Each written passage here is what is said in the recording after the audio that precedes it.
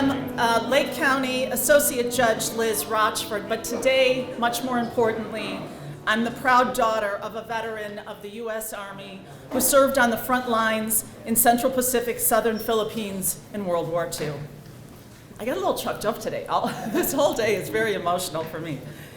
It is my sincere privilege on behalf of the entire 19th Judicial Circuit to welcome you to this Veterans History Project 2021. And now I'm going to invite North Chicago Police Officer James Perrin to lead us in the national anthem. Officer.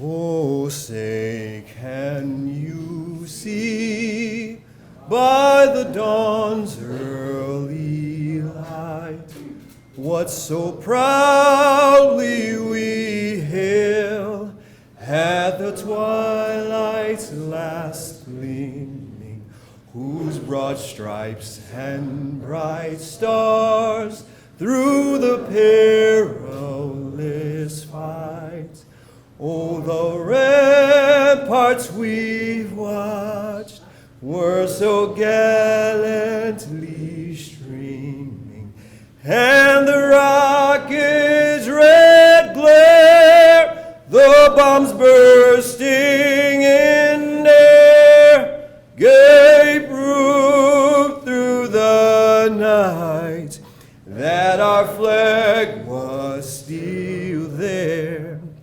Oh, say, does that star-spangled banner yet wave?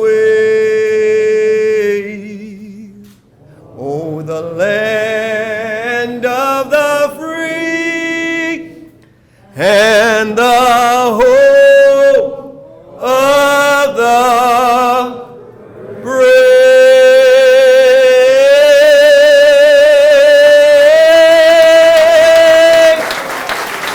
Thank you for your service.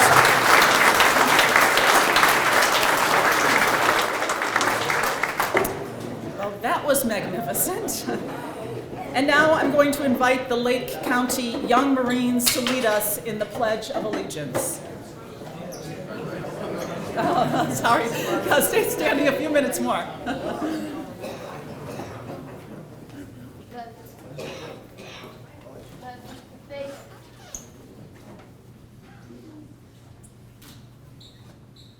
Please join us for the Pledge of Allegiance. Order. Present. Arms. I pledge of allegiance to the flag of the United States of America and to the republic for which it stands, one nation, under God, indivisible, with liberty and justice for all. Order. Arms. Right. Face. Forward. March.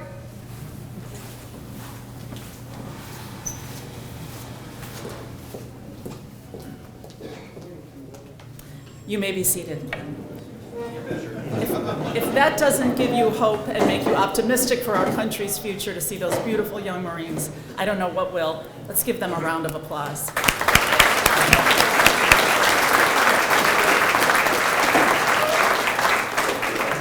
Today marks our 10th annual gathering of U.S. veterans whose personal histories will be elicited by interviewers, memorialized by court reporters' transcription, and ultimately preserved in the U.S. Library of Congress. A copy will later be presented to each interviewee for his or her own personal archive. The veterans who will be interviewed today include service members from every conflict since World War II. The interviewers today include local judges, assistant state's attorneys, public defenders, private attorneys, some of whom are veterans themselves. And the volunteer court reporters who come from this and other counties are among the project's most loyal and vital supporters. And this room is filled with dignitaries, but today, for a change, they're not gathered for their own recognition, but instead to shine the spotlight on each of the honorees and all military veterans. I'm going to invite Chief Judge Diane Winter to come up and stand with me for a minute. This is our Chief Judge. The people in this room know and have a great special appreciation for the power of great leadership. In this courthouse, we have been the firsthand witness to an unparalleled level of great leadership by our Chief Judge, Diane Winter. Chief Judge Winter demonstrated, she's getting mad at me. Now I see what this is. She has demonstrated extreme competence over the entirety of her judicial service, but especially in the last 18 months, when she guided this courthouse through the pandemic. She was visionary, inspirational, motivating, and she earned the trust and admiration of us all. As a direct result, our 19th Judicial Circuit distinguished itself as a model and guiding beacon for every judicial circuit across the state.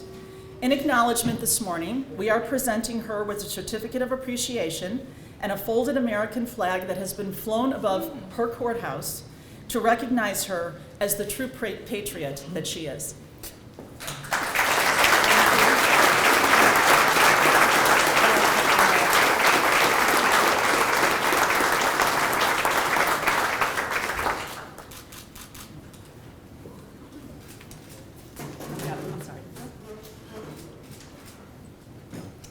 Thank you very much, Liz. Okay, now you can go ahead and make your comments. Well, that was a surprise, but is very appreciated, very kind words. As you all know, as veterans, you do what you have to do in a crisis. So we all step up when we're called upon. So good morning and happy Veterans Day to all of you. As you just heard, I'm Chief Judge Diane Winter. It's a pleasure to welcome all of you here to the Lake County Courthouse on this rainy day. Thank you for persevering the weather and coming. I am so pleased to be here to extend our thanks and appreciation to the veterans and their families for participating in this event. It is so crucial that we preserve your accounts of your war histories for future generations. Thank you for participating. We also have here Captain Jason Williamson, the commanding officer for Great Lakes here in Lake County. He extends his welcome to our servicemen and women. Unfortunately, our Lake County Chairperson, Sandy Hart, welcomes you through me and regrets that she is double booked with veterans today. I really want to recognize our sponsors, donors, volunteers, the court reporters, and many others who have devoted their time and resources to put on this event. Please review the back pages of your program to see all the organizations that are involved in making this day special and memorable for you. We have a little applause for our people. Thank you.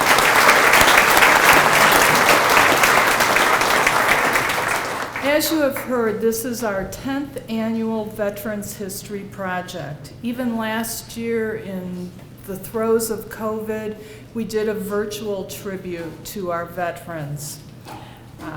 We are so excited to record your personal experiences so they're not forgotten and preserved for the future. Please know that the Veterans History Project Committee views this event as a labor of gratitude and respect for your sacrifice of service. Thank you. And now Judge Rochford will introduce you to our guest speaker.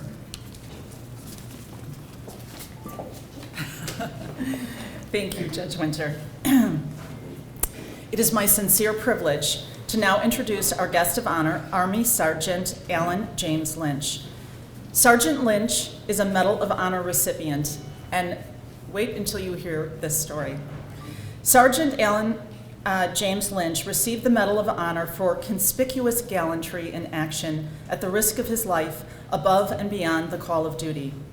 Sergeant Lynch distinguished himself while serving as a radio telephone operator with Company D while serving in the forward element on an operation near the village of Mian, hope I'm saying that correctly. At the time, his unit became heavily engaged and was significantly outnumbered by the superior enemy force. Quickly and accurately, he assessed the situation, and Sergeant Lynch provided his commander with the information which proved essential ultimately to the unit's success. Then, observing 3 wounded comrades lying exposed to enemy fire, Sergeant Lynch dashed across 50 meters of open ground through a hail of enemy fire to administer aid. He protected the wounded from hostile fire and killed 2 enemy soldiers at point-blank range. With the trench cleared, he returned to the fire-swept area 3 times to carry the wounded men to safety.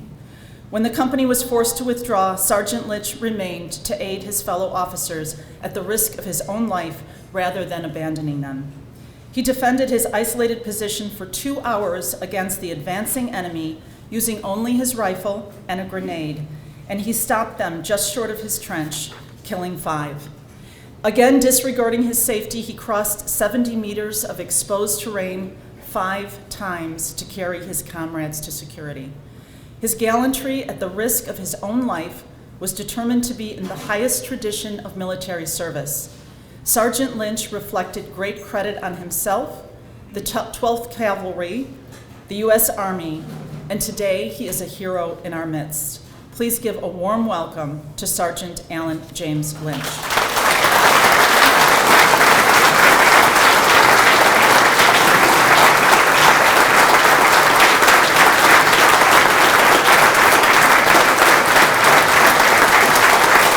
Thank you.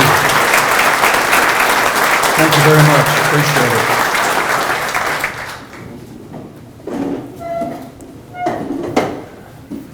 Boy, you guys look old. Except, you know who you are. You all Vietnam vets? Boy, did you guys get old. Criminy. Not young like me. This is an important project. This is really an important project. Telling our story. I was at a school yesterday, and this young lady came up to me. She said her grandfather, and I hate that, served in Vietnam. Oh, you're going to get there.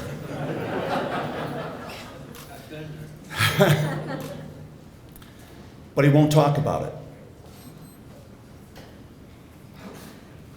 And she was, visually kind of upset about it. She says, I've asked my grandpa many times to tell me what he did and how he did what he did and what it was like to serve, and he won't talk about it. See, here's the thing. Our country right now is in crisis. We've got a lot of people telling us that we're not a great country, that we're not the best country, that we've screwed a lot of things up, that we've made a lot of mistakes, and we have. But here's the thing.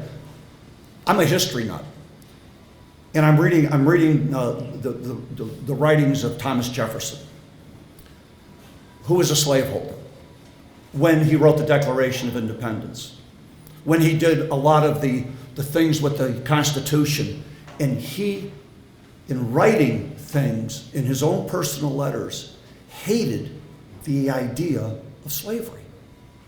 Now, don't ask me to qualify that mindset back then, because I don't live in the 1700s, I live here. And it's easy for us to look backwards and make judgments. But we have to kind of look at history in the context of time. But the thing is, in our Constitution, he wrote, in the Declaration of Independence, he wrote, we hold these truths to be self-evident, that all men are created equal, that they are endowed by their Creator with certain inalienable rights. Among these are life, liberty, and the pursuit of happiness. That's our mission statement as a country. We're not perfect. Is anybody in this room perfect? No. We've all screwed it up. We've all made mistakes, sometimes collectively. But we've always worked towards the greater good. It may take us decades to get there sometimes. You have to excuse me, I got what they call diabetic dry mouth, and I get hoarse. We have a constitution that protects the rights of everyone. You know, because you've been overseas, that there are countries where women are not allowed to go shopping without a male companion from their family. You know that in certain places, freedom is denied if you're not a member of the correct political party, or you cannot practice your religion. We're guaranteed that by our Constitution. All of this goes away if we don't tell why we fight, why we serve. See, we have to tell our kids about what this country is and why it is worth being fought for, serving, and dedicating our lives to. We take our freedoms for granted. And even we veterans, we do that, and we need to start realizing that we can no longer take our freedoms for granted. We have to tell our story about what it's like to be in combat, what it's like to serve away from home, what it's like to see your friend killed. I know it's hard. We have to do that because that's the only way our young people are going to respect what they have. They have to know that this freedom that we have comes at a very, very high price. Yesterday when I was at the school, I talked about a friend of mine that is down in Florida. You might have seen him on Facebook. He has no eyes. They were literally melted out of his head. He was in a Humvee that hit an IED. He tells the story that his flesh was literally on fire. And I say to myself, and I said to the kids, I says, what if you had to stand before this guy and justify your use of the freedom that he bought? What would you do? And then I had to ask myself, what would I do? We have a country that is not perfect, but it's the best thing you're going to find on this earth. It is the best thing you're going to find on this earth, and we have got to start telling our stories. And we have got to make them vivid for our children to understand and our children's children. Freedom is only one generation away from being lost. Only one. Just one. The minute one generation says it's not worth it, we're over. So this Veterans Day and next Memorial Day, these are days that we focus on what it is like to be a veteran, what it is like to sacrifice for your country, and why, most important, why it is worth sacrificing everything for. Thank you.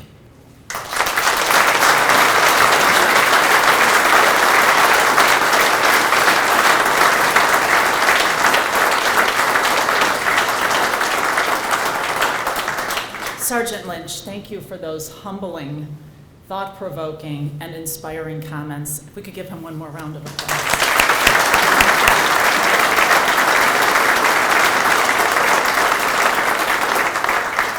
So most importantly, for the highlight and purpose of our gathering today, it's the introduction of today's veteran interviewees.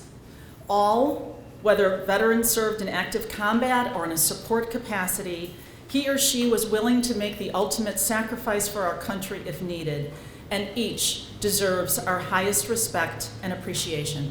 I'm going to read the names of the interviewees, and I'm going to ask everyone to hold their applause until the end. When I read your name, I'll ask you to stand or raise your hand so that you can be acknowledged. And again, I appeal to you to, I know we're so eager to honor them, but to reserve your applause until all the names have been read. We'll start with the representatives from the United States Army. Bruce D. Callan from the Vietnam War. Kenneth B. McBeath from the Vietnam War.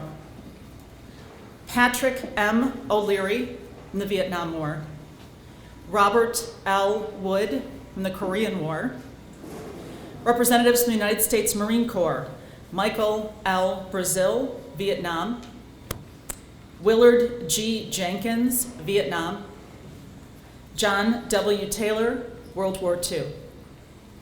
And from the United States Navy, Asensio Al Almanzo, World War II, Andrew Goomba, Global War on Terrorism, Curtis D. Glissendorf, Cold War, Laura Hedian, Iraqi Freedom, Eugene Hotchkiss III, Korean War era, Christopher M. Lopez, Second Gulf War, Iraqi Freedom, Enduring Freedom, Robert L. McCammon, Vietnam War, a member of our own legal community, Mark B. Peavy, Vietnam War, and Thomas E. Stamborski, Vietnam War. I now ask you to engage and to honor these.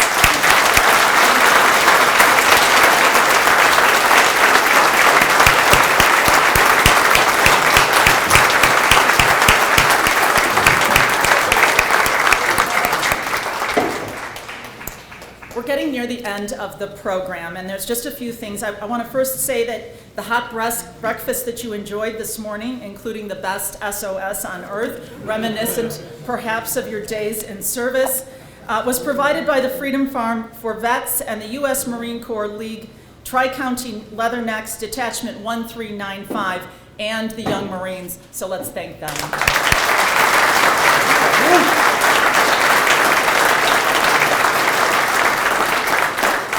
Previously acknowledged, but it can never be acknowledged too many times, Captain Jason Williamson, Commanding Officer of Naval Station Great Lakes.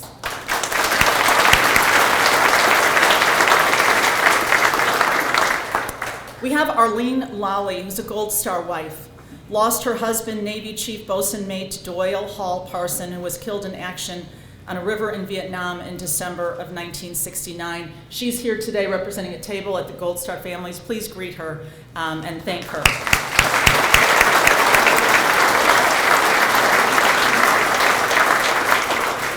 We have representatives from the Lake County Honor Flight here today. They're also at a table outside the library.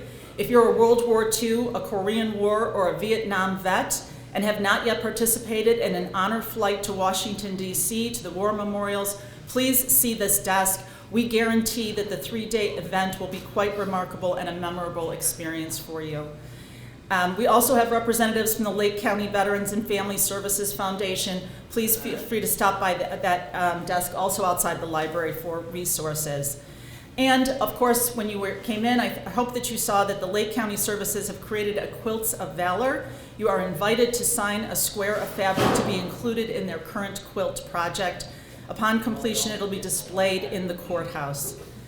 Special thanks to our HEAL Team 6 and our Lake County Bar Foundation, who have underwritten many of the expenses of this event, including the services of our wonderful photographer, who I'd also like to acknowledge, Ralph Greenslade, and he's always off somewhere, but there he is.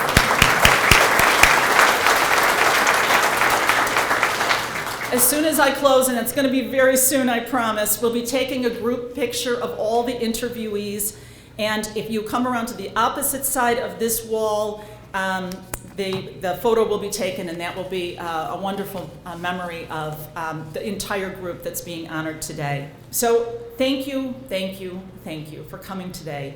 Our VHP event is only a success because of each and every one of you. Thank you for your service. God bless America and all of our veterans. I'm getting emotional again, I can't help it. And there's no better way for us to bring this beautiful portion of today's events to a conclusion than to be led in God Bless America by one of our very own court officers, Daniel August.